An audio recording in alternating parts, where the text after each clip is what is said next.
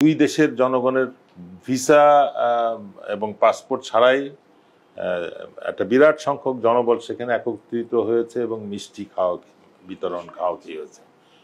আন্তর্জাতিক মাতৃভাষা দিবস এটা ওসিলা, কিন্তু এটা প্রকৃত অর্থে এইটার থেকে এখান থেকে আমরা জানতে পারি যে এখান থেকে প্রায় 10,000 মিষ্টি কিছু লোক ক্যারি করে ঢাকায় নিয়ে আসে।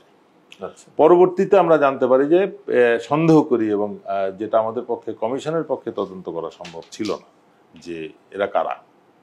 এটা কমিশন পয়েন্টস গুলো রেজ করে দিতে পারে যে এটা এদের নাম দাও, কিন্তু এই নাম দেওয়া বা কারা ঢুকেছিল, কিভাবে তারা ফেরত গেল, পাসপোর্ট ভিসা ছাড়া ঢাকা পর্যন্ত কিভাবে আসলো, কেন আসলো, অন্য কেউ কেন নিয়ে আসলো না, বর্ডারে রিসিভ করে আমাদের দেশের লোক নিয়ে আসবে ঢাকায়, কারা এগুলো নিয়ে এসেছিল, এই ব্যাপারে তথ্য সম্ভব ছিল যদি ইমিগ্রেশন ডিপার্টমেন্ট আমাদেরকে হেল্প করতো, পুলিশ সিআইডি যদি আমাদেরকে কোঅপারেট। এমন কোনো তথ্য আপনারা পান নাই? আমরা চেষ্টা করেছি, পাইনি, কেউ দেয় নাই, হেল্প করে। কাদের কাছে চেয়েছিলেন তথ্য?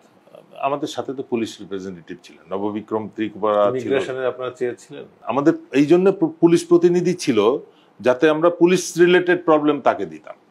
যে আপনি এখন হোম মিনিস্ট্রির সচিব ছিলেন গোলাম হোসেন, উনি সেক্রেটারি ছিলেন, তা আমরা প্রথম গোলাম হোসেনকে প্রবলেমটা দিতাম যে আমাকে এই নামগুলো দরকার, আমাদেরকে নামগুলো দিতে হবে, তদন্ত করে। তাহলে আপনার সন্দেহটা কি আসলে? ওই যে ওই মিষ্টি যারা নিয়ে আসছিল, আপনি কি সন্দেহ করছেন?